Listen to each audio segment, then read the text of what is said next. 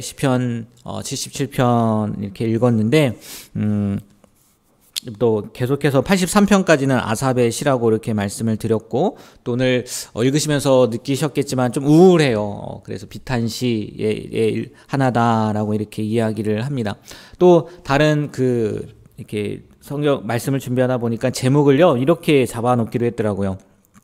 고난의 밤에 부르는 노래라고 이렇게 제목을 잡아놨어요.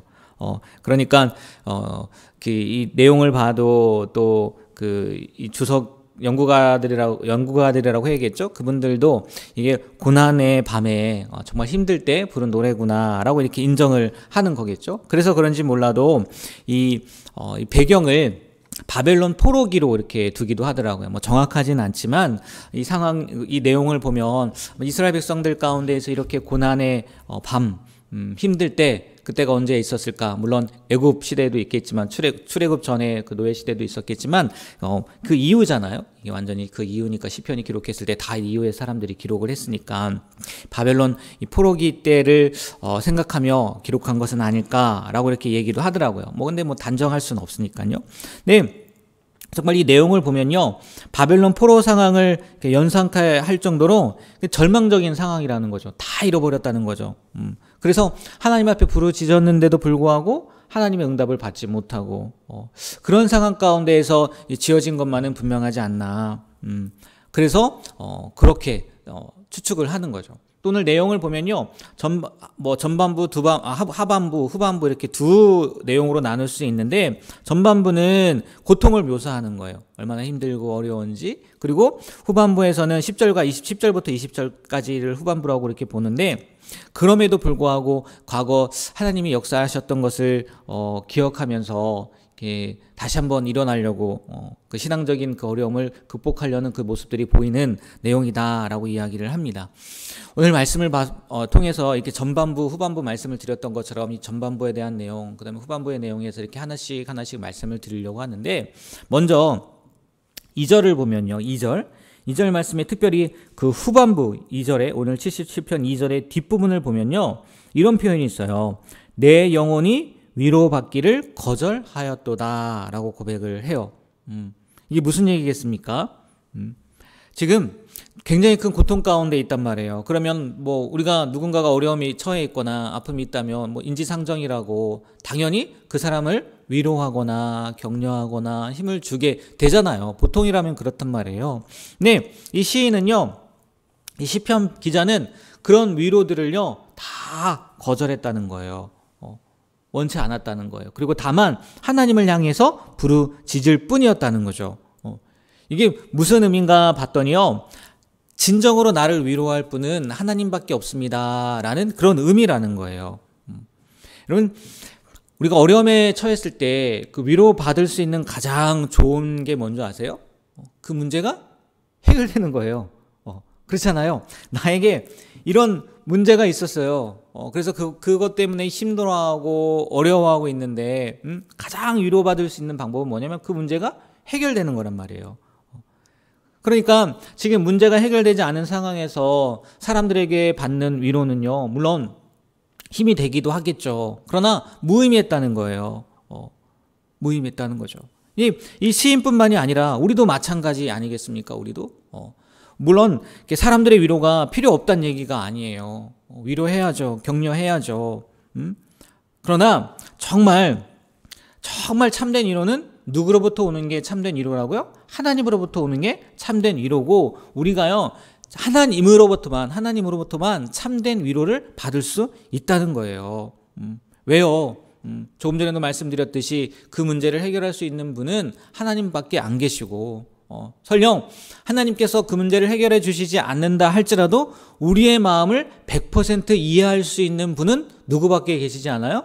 하나님밖에 계시지 않기 때문이라는 거죠. 오죽했으면 하나님께서 우리를 이해하기 위해서 자기의 하나밖에 없는 아들 예수를 인간의 모습으로, 피조물의 모습으로 이 세상 가운데 보내셨겠냐는 거예요. 우리도요, 이 사실을 뭐 알고 있겠지만 다시 한번 나에게 참된 위로를 주실 분은 하나님밖에 없다는 거, 나를 100% 이해할 분은 하나님밖에 없다는 것을 가지고 기억하고 다시 한번 하나님 앞에 나아갔으면 좋겠어요. 이 시편 기자의 고백인데, 신약에 보면요, 뭐 이거는 그 신앙의 위인들은요 누구나 할 것 없이 이렇게 이런 생각을 갖고 살았던 것 같아요. 고린도후서 1장 3절 4절 말씀에 보면요, 바울도요 이렇게 고백을 하고 있더라고요. 제가 읽어드릴게요. 찬송하리로다 그는 우리 주 예수 그리스도의 하나님이시요 자비의 아버지시요 모든 위로의 하나님이시며 우리의 모든 환난 중에서 우리를 위로하사 우리로 하여금 하나님께 받는 위로로서 모든 환난 중에 있는 자들을 능히 위로하게 하시는 이시로다. 아멘. 네, 사도 바울도요 자신의 그 고통 가운데에서, 어려움 가운데에서 사도 바울도요 얼마나 많은 위로를 받았겠습니까? 그렇지 않겠습니까?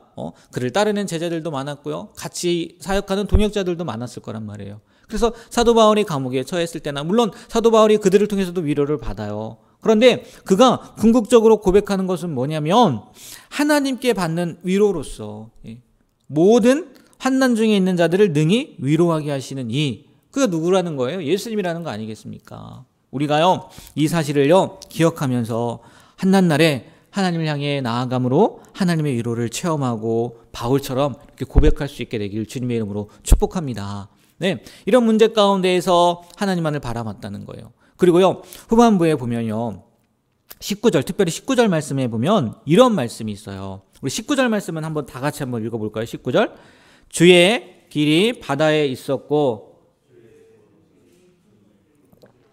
주의 발자취를 알 수 없었나이다.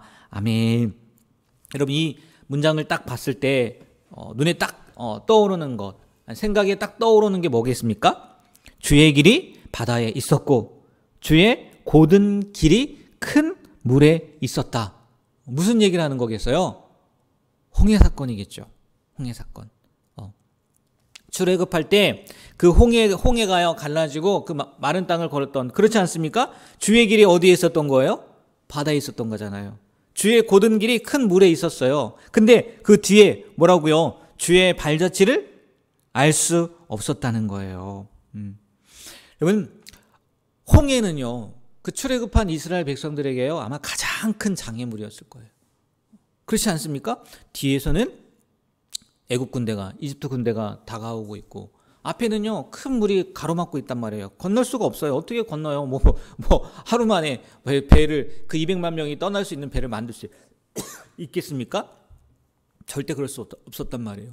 그래서 두 가지 방법 아니겠습니까? 홍해에 빠져 죽든지 아니면 애국 사람에 의해서 죽든지, 그런 상황이었단 말이에요. 근데 그 순간 어떠한 일이 일어난 거예요? 바다가 갈라지는 거예요. 큰 물이 길이 된 거예요. 여러분, 우리는 성경을 통해서 이 사건을 보았기 때문에 알고 있지. 네? 그 당시 이스라엘 자손들이요 바다 가운데, 그 홍해 가운데 그들을 위해서 길이 날 거라고 상상이나 했겠습니까? 네?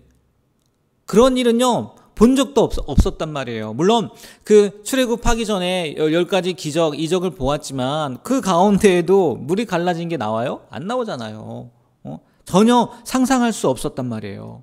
그래서 하나님께서요 그 홍해 앞으로 인도하셨을 때요 이스라엘 백성들이 뭐라고 얘기합니까? 모세를 향해서 원망하기를요, 네가 하나님이 우리를 죽이기 위해서 여기까지 인도했다. 우리를 멸망시키기 위해서 여기까지 인도했다라고요 그렇게 이야기하기도 했단 말이에요.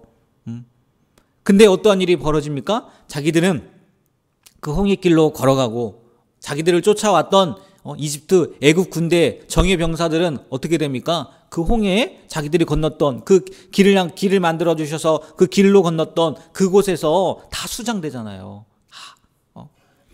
만약에 이스라엘 백성들이 육류를 통해서 가나안 땅으로 가려고 했다고 생각을 해보세요.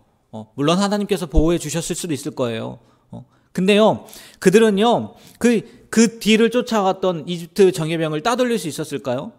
한 번에 이렇게 수장시키는 일이 있었을까요? 물론 하나님의 능력이 그만큼 위대하니까 그런 일들도 가능하겠지만, 무슨 말씀을 드리고 싶은 거예요? 제가 하나님의 백성으로서는요, 하나님의 계획이나 뜻을요, 하나님의 백성임에도 불구하고 이해할 수 없었어요.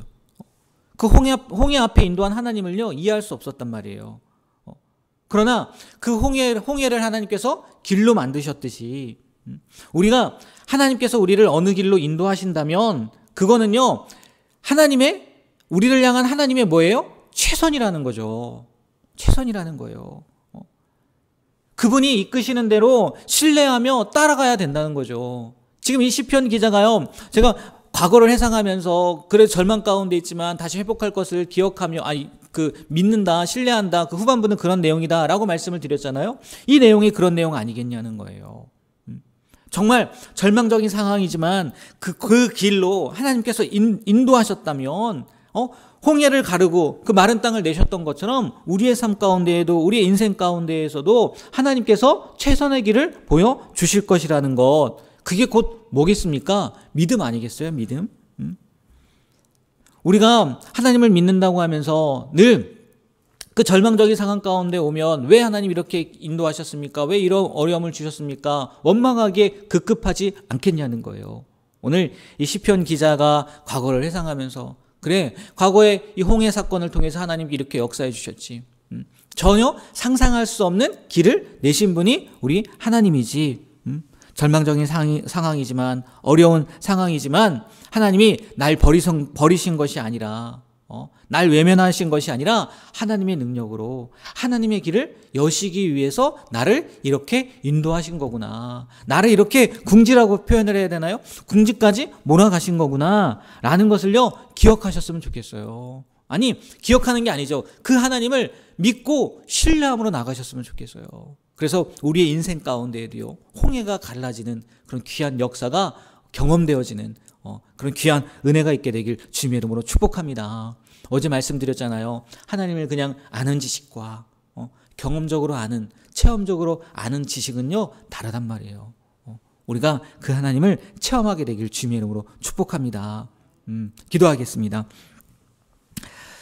하나님, 오늘도 생명 주셔서 주님 앞에 나와 주님의 귀한 말씀을 듣고 또 이 시편 기자의 고백을 통해서 우리를 위로하실 분은 하나님이라는 것, 그리고 홍해 가운데 길을 내어주신 분도 하나님이라는 것을 보게 되고 또 알게 됩니다.